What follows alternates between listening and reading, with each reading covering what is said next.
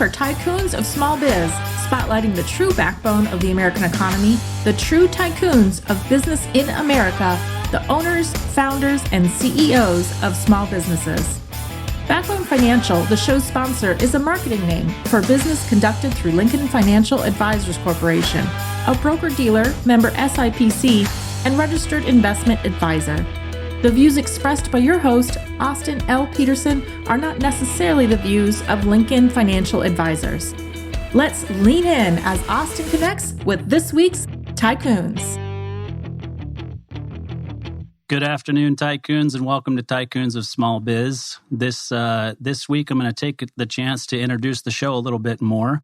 We did have some great guests on last week, but wanted to just kind of lay out a little bit as to why we've decided to launch this program. And I'm going to introduce a co-host as well that wasn't with us last week due to some new twins entering his life. So we'll get to that in just a second. But Tycoons of Small Biz, as the intro said, is a program about small business. And we thought that this was the perfect time to launch this program, given the effects of COVID-19 and how it's affecting small businesses throughout the country. And thought, you know what, that this is the time. We've thought about doing this for a while, but now's the time to kind of lean in and say, you know, what can we do to help small businesses throughout the country to get some marketing, to get some information out there so that everybody can go and, you know, shop local, so to speak, and support these businesses, do everything that we can there. So we hope you enjoy the program, and thanks for listening. I'm going to introduce our co-host, Landon Mance. So Landon Mance and I have been working together. We're both financial advisors with Lincoln Financial Advisors, as you heard in that long, very informative intro. But Landon is in Las Vegas, and he and I own our own practices, but we work together with many clients, specifically business owners, to help them with their financial planning needs. So Landon, if you want to quickly introduce yourself, tell us a little bit about yourself, and then we'll jump into today's guest. Sure, absolutely, appreciate it. Yeah, my name's Landon Mance. Like Austin said, I'm out in Las Vegas, and I've been off the map quite a bit the last 3 weeks as of Saturday. My wife and I had twins, and Hendrix and Harper came into our lives, and we are just overjoyed and just beyond excited. They're spending a little bit of time right now in the hospital, just getting a little bit of extra help with a few things, but making really great progress every day. And we expect them to be home end of May at the latest. So that time couldn't come fast enough. But yeah, I've been in practice for about a decade. And like Austin said, we focus primarily on serving private business owners, their management teams, and their employees. In a lot of different areas, but primarily we focus on doing succession and exit planning for the business owners themselves, working with their management team with, you know, retention type strategies, things similar to that. And then we do all their personal financial planning as well. So that's kind of our focus, but really excited to be here and really excited to spend some time getting to know Preston and hearing his story.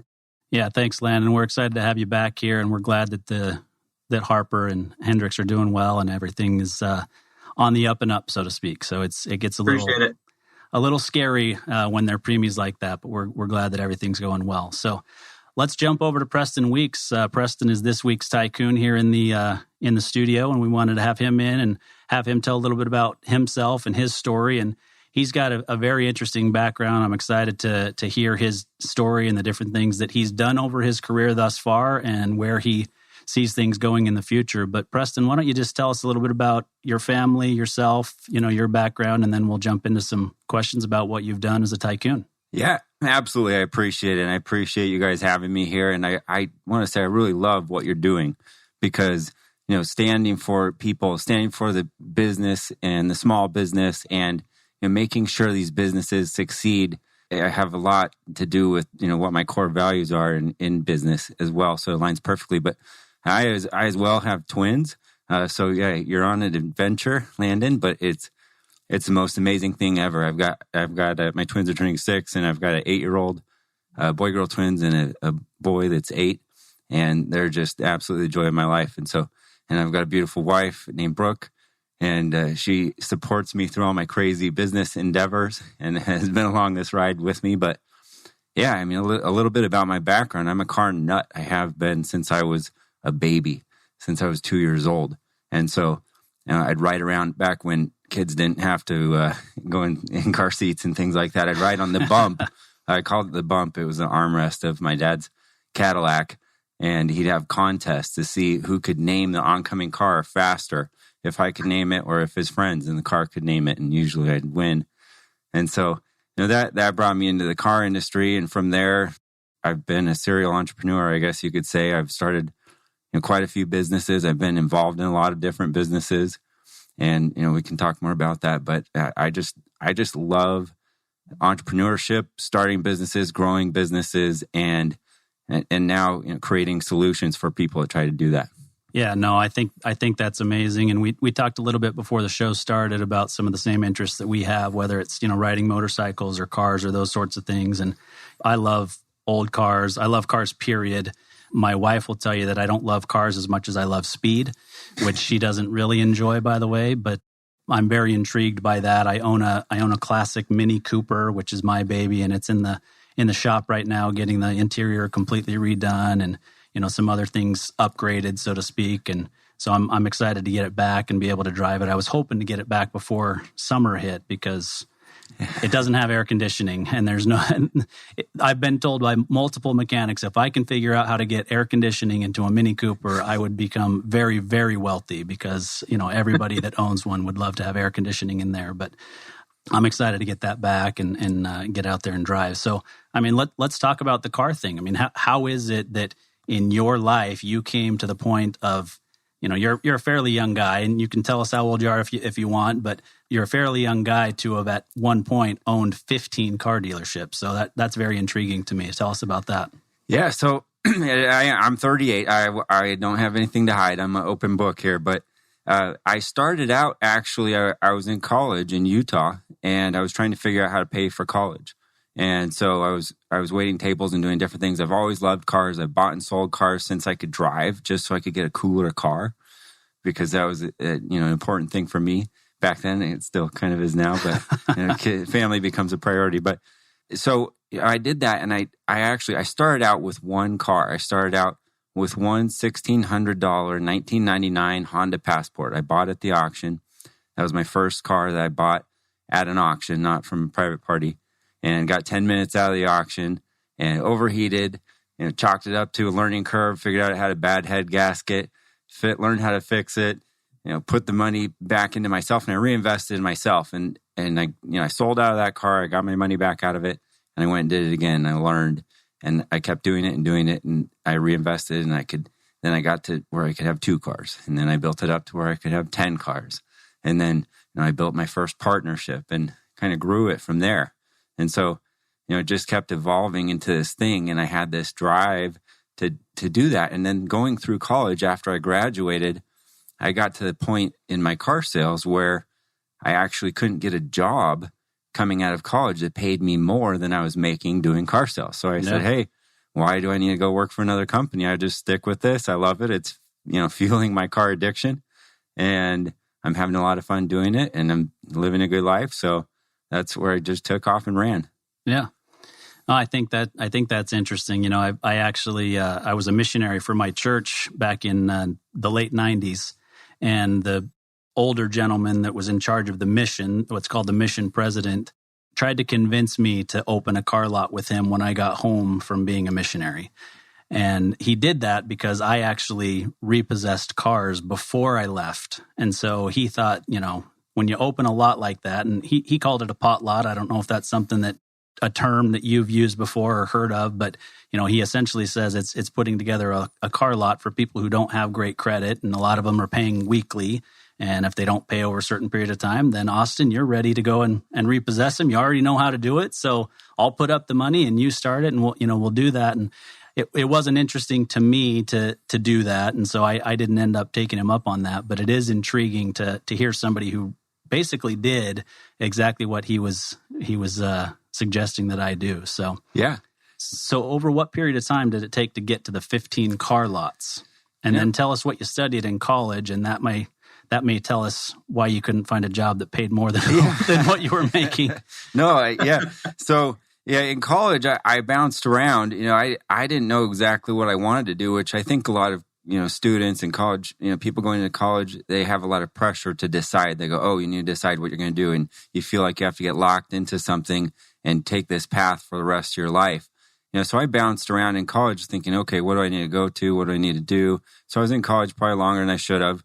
But I met my wife there, so it was worth it in the end. But, that's one of the greatest things I took out of college. College is a great experience too. But I was a PR communications major. So that's what I ended up doing. But I was actually pretty close. I initially went into architecture. I wanted to be an architect. When I started, I worked at an architectural firm for 3 years back in one of my past lives.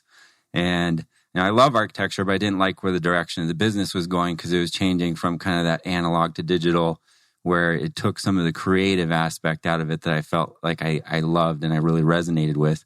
And it became kind of a business where a lot of entry-level people might know the new programs and things like that better, and changes the dynamic of an architect that's been in the business for 40 years and is the experienced, liable party for all these people. And, you have to become a computer nerd, essentially. And so it just kind of didn't quite, jive with me where I was at that point in my life. And so I went on and explored new things and followed the business path, and even got into philosophy, and I'm really close to graduating as an English major, and ended up jumping across the finish line in public relations and communications. So hopefully you're not here to take over our job as host of this show, right? No. I'll leave that to you. You guys are doing a great job. All right, Landon, this is your interview to make sure that he doesn't try to take your portion as the co-host. Yeah, I better step it up. If I sit here quiet, I'm going to lose my job quick. That's really, really cool to hear how you kind of got started. And I bought some cars from the auction. I've actually bought a few cars from the auction, so I'm pretty familiar with that. I didn't turn around and flip them, but my experiences have been similar, as I'm sure you are aware. But let's really hope that none of our listeners remember Austin from his repossession days, because you might have some unexpected visitors. Oh man, I could tell you some stories. Yeah, I'm sure. Yeah. So Preston, you kind of shared with us, kind of what got you started, back then, and how you kind of got into what you were doing with the car dealerships. But now, you're a much different person, and you've evolved, and you've got a lot of new, experiences, trials and tribulations. You've got a family now. So can you spend a couple of minutes and just kind of tell us about, what motivates you to do your work these days? Well, I like to think about this story back when I was building my car dealerships. And so, I went from working by myself and, doing everything myself. I bought the car, I cleaned the car, I got it ready, I, priced it, I met with the customer, I sold the car, I helped them do the financing, I did all the paperwork and did all the advertising and everything, to growing into a company with employees and different things like that. And so I've got a couple different missions, in life. And one of them I've adopted over the past few years in the work in my renewable energy company, and a lot because of a business partner I have, Mark Victor Hansen, in that company, who's a famous author of Chicken Soup for the Soul. And so we were partners in the energy company. He enrolled me in that mission to make the world work for 100% of humanity. But going backwards further to the employee days, it was really inspiring for me to be able to empower someone and to be able to, give someone opportunity and provide that opportunity for someone else. And so, one of the impactful stories I had in my career was with my aunt. I had the opportunity to hire my aunt. I actually employed, quite a few people in my family over that time, and a number of other people. But one of the stories I can share is a story that I had hiring my aunt. And never, when I was a kid, I never expected to employ, the older members of my family. But I had the opportunity to do that. And I was really lucky and blessed and fortunate to be able to do that. But I was able to provide her that opportunity. And she was a mother of 5 kids. And, she had been a stay-at-home mom for a long time. Her husband was a computer programmer, and he wasn't getting paid probably enough, for what he was doing. And they had some financial issues. They had some debt. They had a buildup of debt, and they weren't living the life that they wanted to live. And I was able to hire her. I saw something that she didn't see in herself, which was, really, invigorating, and it kind of opened up her life into new possibilities. And I said, hey, Mindy, you're really, really great at talking with people. I want you to come work for my car dealership. She's like, what are you talking about, Preston? I don't know anything about cars. I was like, look, you can do this. You don't have to know anything about cars. There's just two things you need to do. You need, if there's ever a question or a problem, you need to not lie and go find someone that knows the answer and be their friend. And if you can do those two things, you're going to be a great car salesperson, because all I want you to do is guide this person to find the car that they want. But you don't need to sell them. You just need to be there for them, to support them and do that. And so she did it. She jumped into it. And I could see that she had this talent that hadn't ever had the chance to flower in the business environment. And so I was able to bring her into my company, and she worked for me, and she was just she's the type of person that, you'd meet her and you'd all feel like she's your aunt. She's just the friendliest person ever. She's, can talk forever, but you enjoy the conversation. And so I saw that and experienced that as her family member, brought her into the company, and she just flourished. She did great. And she's now gone on to do more and more things. And also I was able to give them the opportunity to work and to be able to come out of the debt and be able to change their whole family dynamic. She had 5 kids. These are big kids. Like her son is my cousin. He's like 6'8", and they eat a lot. And, when they were trying to get out of the debt, she was living on a budget. She budgeted, I think it was like 55 cents per meal for each kid. So, to live, in that situation and to be able to provide an opportunity for someone to be able to come out of that was one of the most gratifying experiences of my work career. And to be able to see that and to be a part of that and enable that for someone else, that's a huge motivating factor. Yeah, that's great. A lot of times the media portrays business owners as these big money-hungry people, right? But the reality is most of us who are running small businesses are interested in providing employment to people, right? And a lot of times it does end up being your family members. I mean, you're talking about your Aunt Mindy, and she sounds just like my Aunt Renee, who oddly enough works for me, And so it's one of those things where, many members of my family have worked for me at different times, but just being able to employ somebody and give them a hand up, not a handout, is a huge benefit of being a business owner. Yep. Yeah, and to see that happen, and that's why I bring up her as a story, because I was really connected to her and her family. So I got to see all the effects that came out of it, and they got to improve their, they got out of their debt and they paid off their debt, and then they got nicer cars, and then they were able to take their family on vacations and do more things as a family together.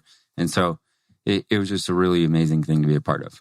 Yeah, and I shared some statistics last week on the program, about small businesses. And most people in our country don't realize that 99% of the people in this country work for a small business, right? And so small business truly is a big business in our economy and is super important, which again goes back to why we've put this program out. So, next up, now you've got Operations X. So tell us a little bit about Operations X, why you started it, where the name came from.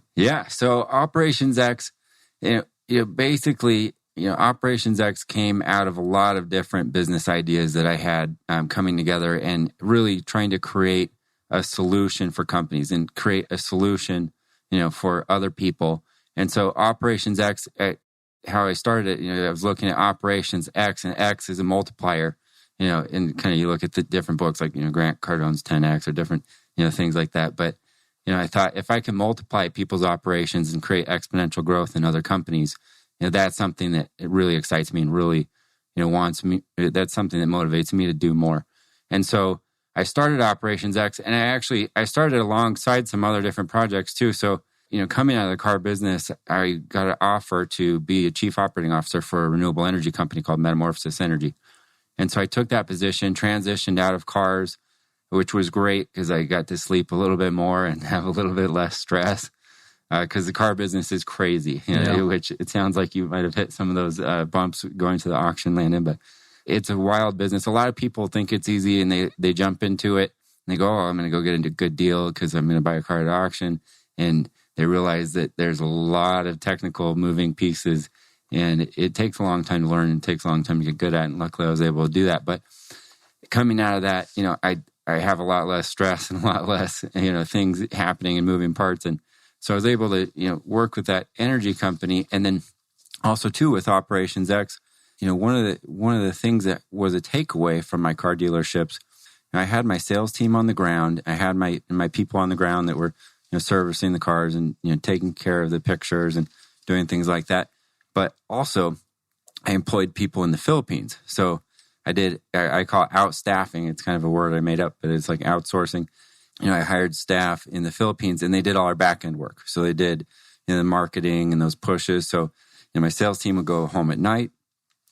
We'd get 300 ads posted in the middle of the night. We'd wake up, all the customers would show up the next day, and the salespeople could focus on the customer and they didn't have to do all these other things. And so it allowed me to create a space in my business where I could make it grow and transition through some of those phases that are kind of difficult as a business owner with financial restraints and things like that, to be able to keep, hiring people on the ground and growing the sales team and keep the operations affordable as well. So it gave me that balance. And so I always wanted in the back of my mind to be able to provide that for other companies. So that was one of the components. That's one of the components we do at Operations X, is that now I have an office in the Philippines. And so we hire people in the Philippines to be remote workers for U.S. companies here. And so we do it. We take care of all of the, ins and outs and ups and downs, the hiring, the firing, the recruiting and everything. And we site manage them. So it's a turnkey employee. We do a flat rate cost and you pay us here. So there's no foreign transactions or anything sketchy. And we try and bring quality into the outsourcing, business, basically. That's kind of a market gap that's missing right now. So, one of the things that we've done it's really fun, and I've kind of grown Operations X from there, and now we're bringing in different solutions to basically help the success of the U.S. business. So that's my mission with that company. Yeah, no, I think that's interesting, and I'm sure all of our listeners have heard about people outsourcing to the Philippines for certain things, but I don't know that I've ever thought of a car dealership outsourcing different things to be done in the Philippines. So that's really interesting. At Paylocity, we deliver more than our awesome product suite with crazy good reviews. We prioritize your success by covering you with a deep support system to back up our easy-to-use, innovative HR solutions. Everything we do is designed to support you in reaching your goals. Together, we tackle your day-to-day work so you can spend more time building the culture you and your employees crave. For professionals who crave true partnership, Paylocity is the HR and payroll company that frees you from tasks of today. So together, we can spend more time focused on the promise of tomorrow. Let's go forward together. So, Preston, just before we move on, I feel like we could talk to you about Operations X for hours. Sounds like there's some really, really cool stuff going on there. And I know there's more to that story, because I know you're doing other things for companies. But I got to ask, where did the name come from? So yeah, that was really the baseline, is just to multiply operations. I was figuring out those operational strategies, and so my core is an operational strategist. I'm just a strategist overall. I love to dive into problems, and that's what you need to be as an entrepreneur, is to be unstoppable, be unshakable, and work around solutions. Because all of us entrepreneurs out there, we're solution creators, and so. Operations X was just to multiply those operations that people are doing and support that. Very cool.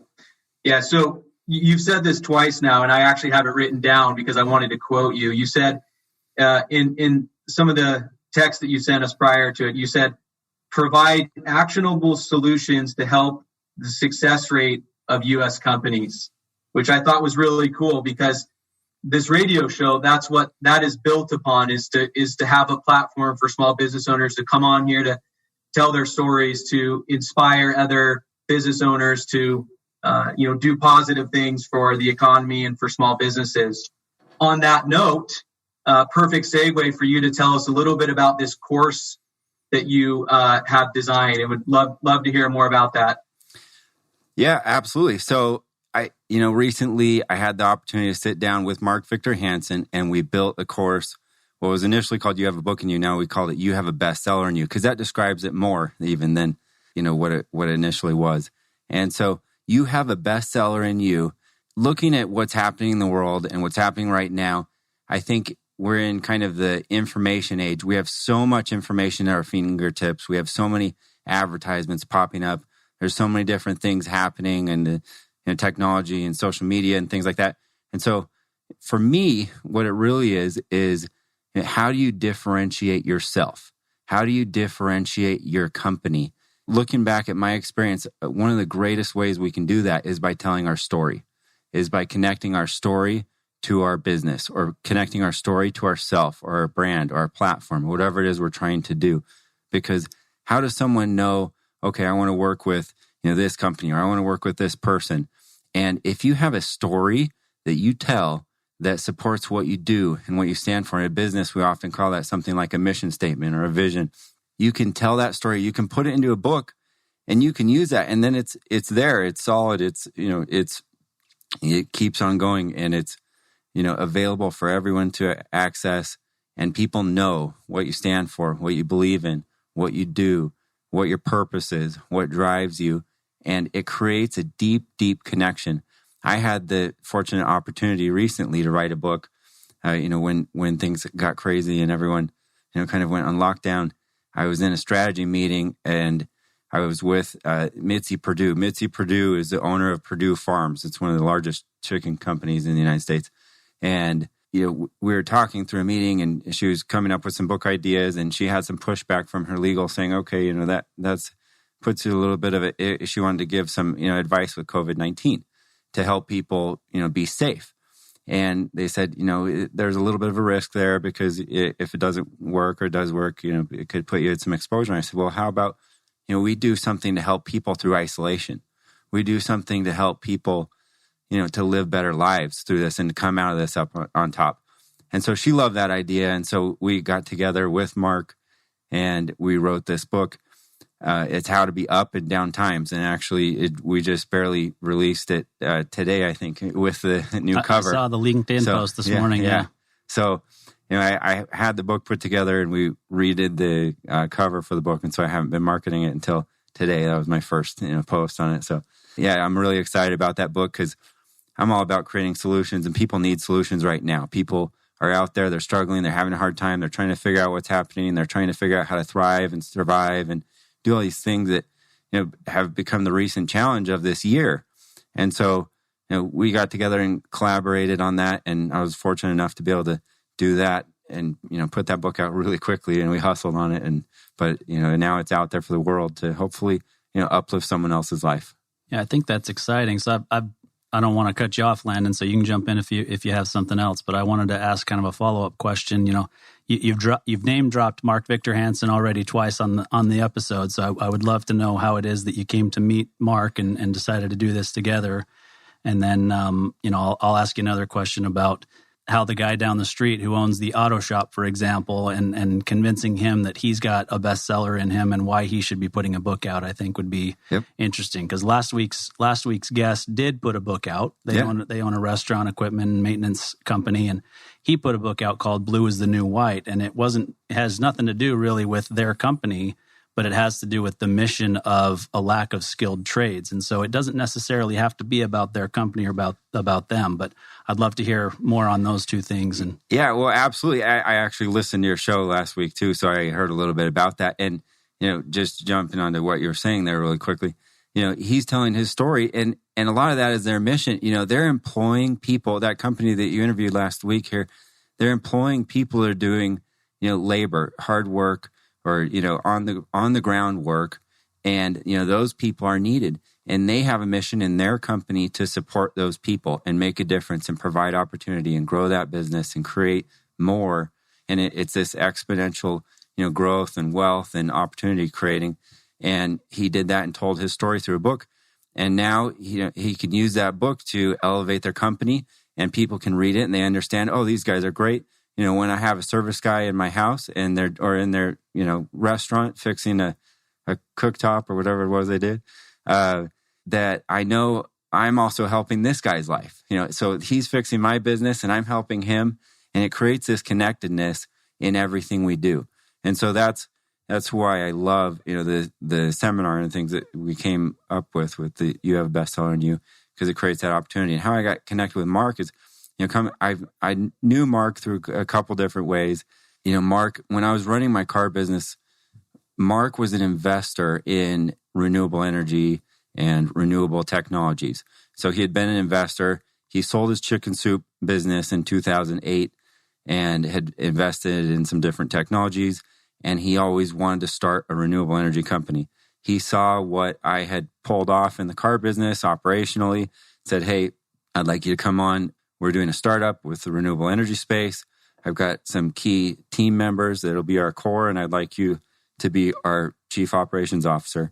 And so I thought it was a great opportunity. I thought, what a great opportunity to work with such an influential person who's done so much. He's, one of the best sellers in world history as far as nonfiction books. And Chicken Soup for the Soul, I think, in most American homes and in a lot of homes around the world as well. So it's always, in my mind, I never, ever, ever want to stop learning.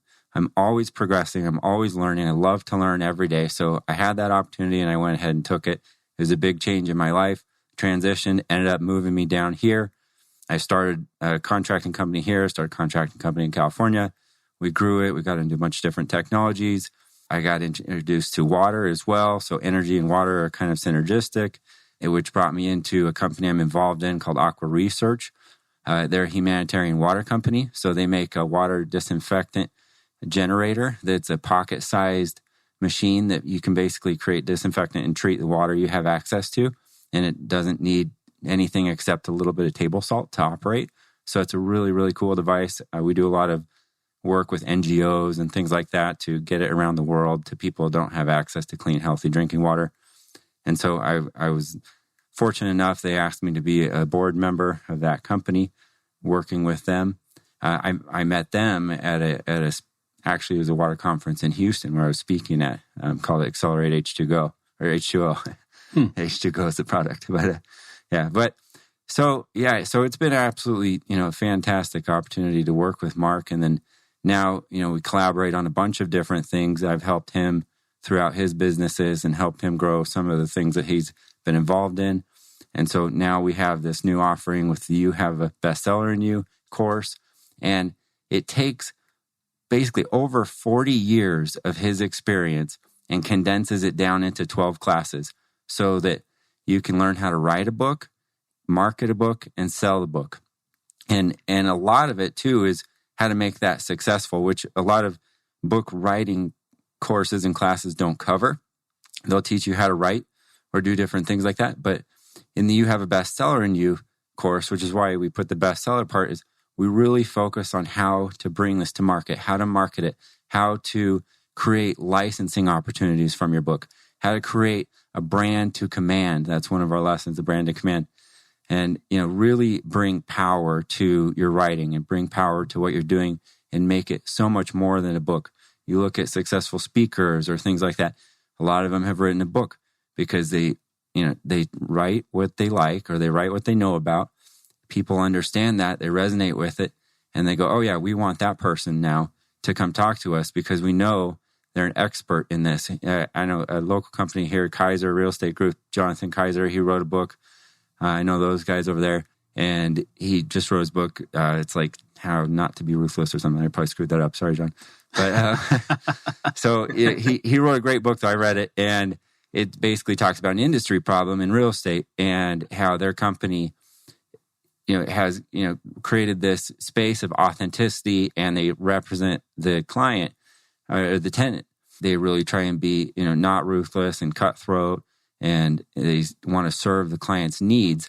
And so that's the backbone of his company. I've seen it, since he's released his book. I mean, he has a really big, successful company, but now he's, doing all these things. He's in these magazines. But what it does when you write a book is it positions you as an expert because you've put down your thought into something. You've put it on paper so that it's there and people understand it, and and then you own it.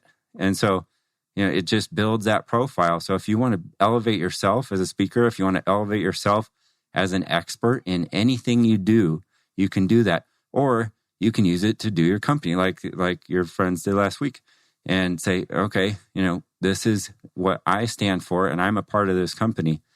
this is what we stand for together. And it brings an extra depth and it brings an extra, possibility and creation and connectedness to that company. No, I see the power behind it. I just, I wonder if the guy who owns the auto shop down the street is thinking to himself, yeah, I should write a book, right?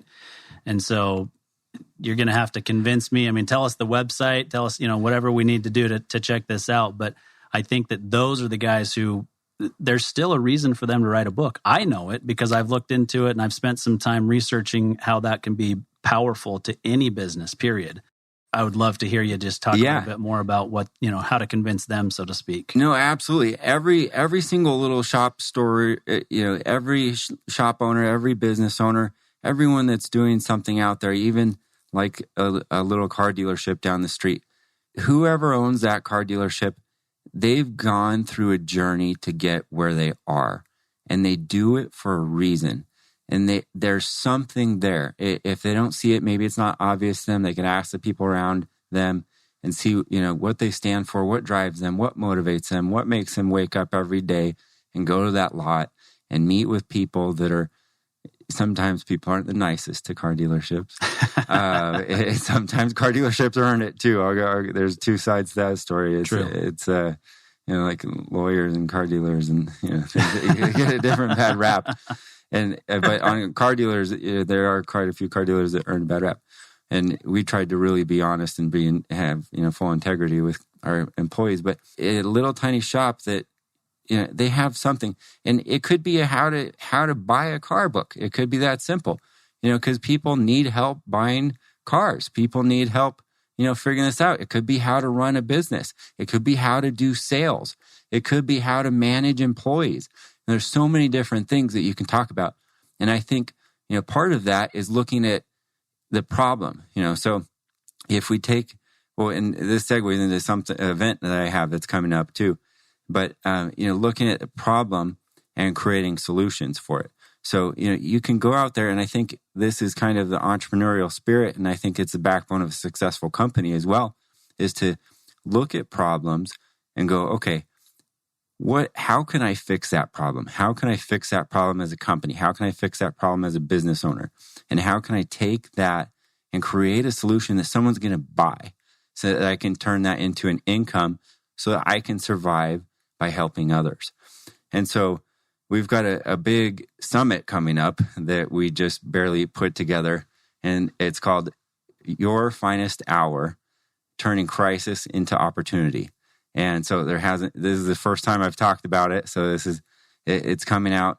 We're going to do it the 21st and the 22nd. We've got some huge, huge speakers. So I've got Jeff Hoffman, who's the founder of Priceline and UBID and a bunch of other companies. We've got Freddie Ravel, who is from Santana and Earth, Wind, and Fire and a bunch of different music, and he's got some really great inspirational things to talk about.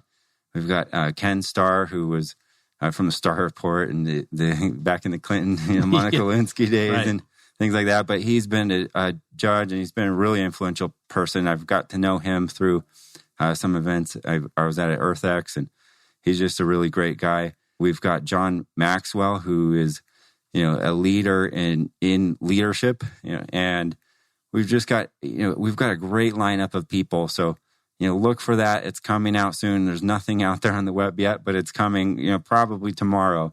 So, we're going to start pushing that out and launching that, but it's Your Finest Hour. And that goes back to, Winston Churchill quote, and turning crisis into opportunity. So it goes back to what I was saying about core of being entrepreneurial is to, take these problems and create solutions. And if you can create a solution for your client, if you can create a solution for your customer, you're creating value that people will pay for. And looking at the crisis right now, crisis equals opportunity. It's kind of that yin and yang of life. And so there's been so much crisis lately. So we need to collaboratively look at that and go, okay, how do we create opportunity? How do we create solutions from this? What can people do to come out of this and come out of it better and stronger and happier than they were before? And so we've assembled this group. We've got a killer lineup of speakers. It's free. We're giving it away because we want to make better lives across the world. And so we encourage everyone, when the posts come out, share it with your friends, watch it. It's going to be a really great event. And, we want to change lives and make a difference and, create opportunity from this crisis or inspire people to do that. Yeah, no, I think that's awesome. I mean, here we are, episode 2 of Tycoons of Small Biz, and we've already got 2 exclusives from Preston Weeks here in studio today. So he's got the new summit coming out and the new book that launched today. So, we are hosting or co-hosting this program for the first time together. So we're trying to muddle our way through this. I do think this is a good opportunity to hear from our other sponsor. And then because Landon and I are not in the same room, I think I'm going to turn over the rest of the interview to Landon and give him a chance to get involved a little bit more. And we'll have to figure out a better solution for being involved from a distance. Whether you're an established local company or a brand new startup, you can count on GBS to be part of your family. We're not just any benefits consulting firm, we're GBS. We have nearly 30 years of experience in group benefits, a strong sense of purpose, and it shows. GBS, believe in something better. gbsbenefits.com. Preston, so, it sounds like you are doing a lot for the community, specifically for the small business community. So definitely our hat is off to you, my friend, with the summit and the book that you just, talked about. Just really cool stuff you have going on. Love to hear your thoughts for a couple of minutes on some advice. I know that you said that it's all about, taking these punches as they come in, and eventually first the punches are landing, and then we learn how to block them, and then we throw some counter punches, right? So can you give some specific advice to the business community? How can we come out of this stronger and take advantage of some opportunities that are in front of us? Yeah, absolutely. Thanks for asking. So, I'd say, first of all, when we're faced with challenges as an entrepreneur, as a business owner, as someone that's trying to do something, we've got to be unstoppable. We've got to have that persevering attitude to get back up and try again. Because I'll tell you what, I've done a lot of things and I've failed at a lot of things, and I've learned more from my failures than I have my successes. And so, if we can look at what's happening and get back up and figure out how to do it again better, that makes us, that much stronger. The second part of that is fear. I think there's a lot of fear that's out there today, and a lot of fear that's out there in the world. And I don't even like to really watch the news that much. I'll watch a little bit, try and keep up on what's happening in the world. But man, I'm probably on the extreme end of things, and we don't even have cable in our house. I've got Netflix and Hulu and all those streaming things. But a lot of the news is negative. A lot of the news is negative out there. And there's a lot of this fear-based mentality that's going around in society today. And so we need to overcome the fear. We need to realize we're smart enough. We're good enough. We can do this. People are great. And if you can't do it, I think collaboration is huge. If you look at like 1 and 1, if you hold your fingers together, it makes 11. I've heard that quote before. It's not mine, but it's like 2 flames coming together. It makes, this exponential growth, this big flame.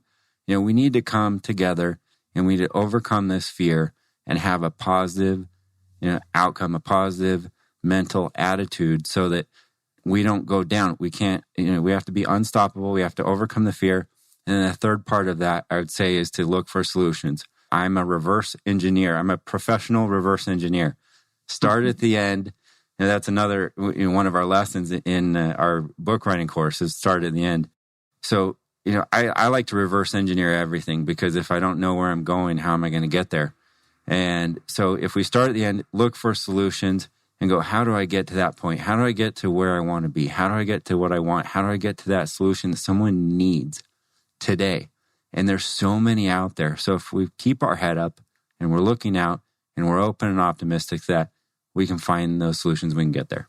Yeah, absolutely. I was talking with a client on Friday afternoon at about 4:30, just kind of wrapping up my day.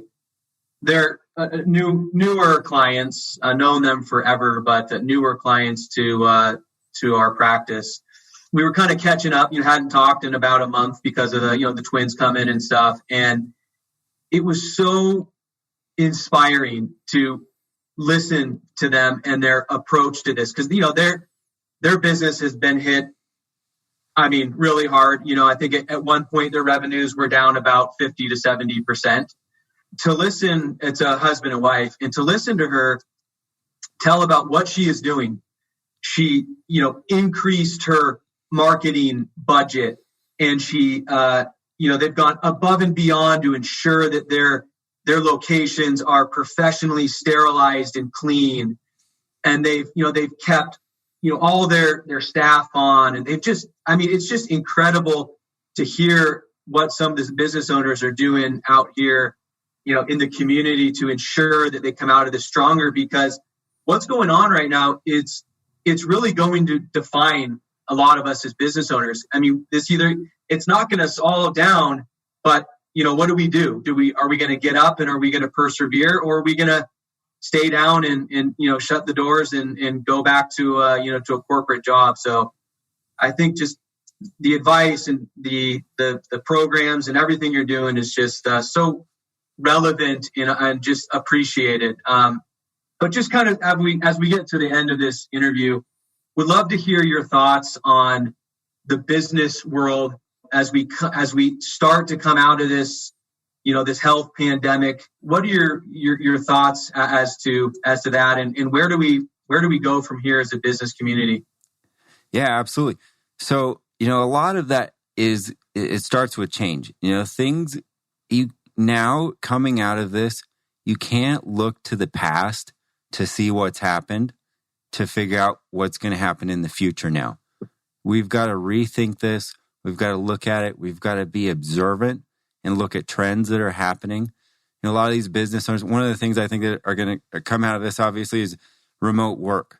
So a lot of these companies have been forced into adopting the remote work model. And they either decided, oh, this is terrible, I hate it, I'm never going to do this again, it didn't work for my company. But there's a huge, huge portion of those companies that are going to go, this was great, my employees are happier, they're getting more done, they don't have to commute, they don't have to, waste time, they're more comfortable in their houses and doing different things like that. And they don't want to come into the office. And so I don't have to buy an office. I don't have to spend the money on the real estate. I don't have to, provide desks and do all these things that are huge operating expenses for owners. Or if you're a startup and you're trying to be a lean startup, you can use that model now and go, okay, now I don't have to pay for an office. Now I don't have to have a $3,000, lease in a place where I can bring, customers to, or put my employee base in. I can take what I've learned from this and come out of it on top and use the different avenues that are going to be there for remote work and things like that. And so, I think that's one of the big ones that's going to come out of this. We've learned a lot also too, as far as the opportunities that come around that are solutions. There's an endless sea of solutions that people can provide as business opportunities now to support companies to be successful in that. And then you look at, other trends, like I think, a lot of it'll be interesting. There's going to be a lot of pivots in companies. I think big companies on the manufacturing and production side are going to be looking at things like AI and robotics to go, shoot, we just had our facility shut down because our employees got sick and we lost, $200 million. Let's put $400 million into robotics and cobotics and take that and put it on our production floor so that we never have this happen again. And so what that looks like in the workspace too, some people don't like that. Some people fear that. I think, we can adapt and learn. And I think a lot of possibilities will come out of that. And a lot of creativity and different opportunities will come out of that people can come in and fulfill and, support the things that are happening around that. You look at the supply chain, you look at distribution, you look at, U.S. manufacturing needs to increase. We've exposed a ton of volatility in our medical system, in our supply chain, and, we need to bring back production to the United States. We need to bring things here so that we have control of it and we're not at the mercy of, some other government without getting, political or anything on it, to just say, look, we want control of this. We want control and we want to be able to support our people. So if we, can be creative to go, okay, if we had production in China before, because it was a cost factor, bring AI, bring robotics back here, have people build plants here, build the U.S. economy, and have that production here, and we can create managers and create more opportunity and create more jobs here for people to have and people to grow and people to do things with. So those are just a couple of the things that I've got. But yeah, there's a lot of changes. So my advice is keep your head up. Watch what's happening, because it's going to move fast. And with AI and 5G and all the different technological advances, I think in the next 10 years, life's going to change faster than it's ever changed before. Absolutely. Well, before I kick it back to Austin to kind of wrap things up, Preston, I know there's going to be people that want to track you down and want to learn more about all these opportunities that you presented to the listeners. So where do we find you? What's the easiest way to track you down? Yeah, so anyone can reach out to me on LinkedIn, just Preston Weekes, Weekes. It's I think like my hash or my back end LinkedIn thing is Energy Guy. But Operations X, it's operations plural with the letter X, operationsx.com. You can go on there, check us out, see what we're doing. We're here to support businesses. We do consulting. I consult a lot of different CEOs I work with to help to navigate the problems and the trials and the challenges and the pivots that are happening in the world right now today. And so we can be a resource. We can help you. We can get through this. If you've got a story to tell, check it out, operationsx.com. Go to the products page. You can see my new book. It's there. You can see our new course. You have a bestseller new course, and tell your story. Separate yourself from the herd and have people know what you stand for and make a difference and elevate your company. And I can help you do that if you want. And I just want everyone to do it. Whether they come to me or not, I want everyone to succeed, and I want everyone to do better, because it creates a better society for everyone. Awesome. We appreciate you. Yeah, no, and I'm just going to jump in real quick and just talk about a post that I made on, I don't know if it was LinkedIn or Instagram or whatever a few weeks ago, and somebody direct messaged me and kind of asked me what I thought the future looked like, right? I think he was expecting that I would give some sort of investment advice, and the point was, here's what I know. I don't know what the future holds. I don't know how much COVID-19 is going to change, but it is going to change the way that we look at things. And what I know is that employers and innovators are going to figure it out. If you give innovators and employers an opportunity to figure out a way to dig out of this, they will figure out a way. Does that mean that there won't be some businesses that just are not able to make it through this? There will be some businesses, and it may be as high as 25% of the small businesses in America that just won't recover from this. And that's the sad part of what we just came through. But what I do know is that those who, and I think it might have been Landon who mentioned one of his clients that doubled down on marketing, that, one of the big messages we learned from you today is lifelong learning, right? Mm-hmm. So if you take the opportunity to learn and grow from this and adapt and do things differently going forward, a lot of things are born out of crisis, right? A lot of big successes are born out of crisis. And so if we take the opportunity to take a step back, learn, do what we can do to come out of this, the one thing that I will always bet on is the American business owner. And, I heard on the radio last week that to call the small business owners in America the backbone of America is not enough, right? I mean, it's more than that. It truly is. It's the small businesses. We're all small business owners in this room. It's up to us to drive this economy forward. And I would bet on the listeners of this show, and I would bet on each of us in this room to figure it out. And it's up to us to make sure that we do that. Yeah, maybe we should change that to the skeletal structure of America. Yeah, right. All, 212 bones in the American body, in the human body. So, yeah, no, I really appreciate you being on, Preston. I think your story is very innovative, and I think that it inspires all of us to realize that there is always more that we can do. So we appreciate you being in studio today. And once again, I just want to give a quick shout out to our sponsors. We couldn't do this show without them, GBS and Paylocity. They're fantastic partners of ours.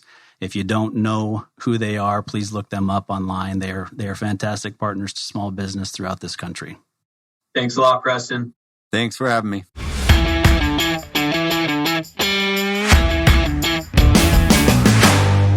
You've been listening to Tycoons of Small Biz, proudly hosted by Austin Peterson, a certified financial planner professional with our sponsor, Backbone Financial, a comprehensive financial planning practice specializing in financial, estate, and succession planning for small business owners. Backbone Financial is based in Scottsdale, Arizona, and represents clients in 14 states throughout the country. Join Austin and the featured Tycoons live every Tuesday at 1 p.m. right here on Business RadioX and your favorite podcast.